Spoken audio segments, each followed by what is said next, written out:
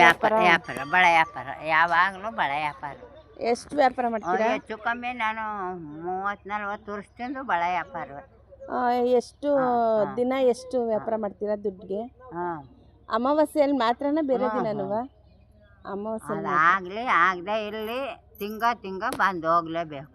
ಹಾಂ. ಎಷ್ಟು ವ್ಯಾಪಾರ ಮಾಡ್ತೀರಾ? ದೇವ್ರು ಕೊಟ್ಟು ಅಷ್ಟು ಅವ ಎಷ್ಟು ದಯ ಇಟ್ಟನೋ ಅಷ್ಟು. ನಾ ಇಷ್ಟು ಅಷ್ಟು ಅಂತ ಹೇಳಲ್ಲ.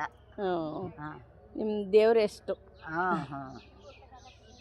ನಮ್ಮ ಮಕ್ಕಳು ಎಲ್ಲ ಮೈಸೂರವ್ರ ಕಣಿತಾಯೋ ಗಂಡು ಮಕ್ಕಳು. ಆದ್ರೂ ನೀವು ಇದು ಮಾಡಿ ಜೀವನ ಮಾಡೋದು? ಒಬ್ರು ಬೆಂಗಳೂರವ್ರ, ಒಬ್ರು ಮೈಸೂರವ್ರ, ಒಬ್ರು ಈಗ ಸೀಸನ್ದಲ್ಲಿ ತೀರೋಗ್ಬಿಟ್ರು.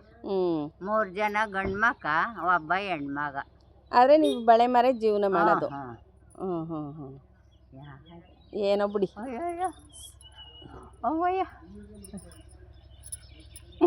ಈ ವಯಸ್ಸಲ್ಲೂ ಸ್ವಾಭಿಮಾನಿಯಾಗಿ ಬದುಕಬೇಕು ಅಂತಿರಲ್ಲ? ಮಾಡಬೇಕು ಕಣ್ಣ. ಕೂತ್ಕೊಂಡ್ರೆ ನಮ್ಗೆ ಆರೋಗ್ಯ ಸರಿ ಇರಲ್ಲ. ನಾವು ಕೂತ್ಕೊಂಡ್ರೆ ಆರೋಗ್ಯ ಸರಿ ಇಲ್ಲ. ನಮ್ಗೆ ಎಷ್ಟು ಬೇಕೋ ಅಷ್ಟು ಹಾಕೊಂಡು ಹಳ್ಳಿ ಮೇಲೂ ವ್ಯಾಪಾರ ಮಾಡ್ತೀನಿ. 3 ಜನಕ್ಕೆ 4 ಜನಕ್ಕೆ ಹಳ್ಳಿ ಮೇಲೂ ವ್ಯಾಪಾರ ಮಾಡ್ತೀನಿ. ಎಷ್ಟು ವಯಸ್ಸು? ತಿಂಗ ಮಾತ್ರ ಯಾವಾಗಲೂ ತಪ್ಪಿಸ್ಕೊಳ್ಳಲ್ಲ. ಇಲ್ಲಿಗೆ ಬರ್ತೀನಿ. ಮಾರ್ನಮಿ ಅಮಾವಾಸ್ಯೆಗೆ ಮಾತ್ರ ಬರಲ್ಲ ಕಣಿತಾಯಿ. ಯಾಕಂದ್ರೆ ನಮ್ಮ ಮಾರ್ನಮಿ ಪಕ್ಷ ಮಾಡೋರು. ಅದಕ್ಕೆ ನಾವು ಅಲ್ಲ ಅದೊಂದು ತಿಂಗ ಮಾತ್ರ ಬರಲ್ಲ.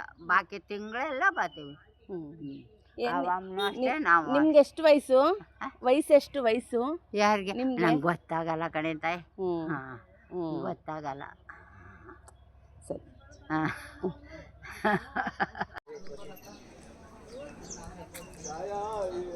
ಇಲ್ಲಿ ನೋಡಿ.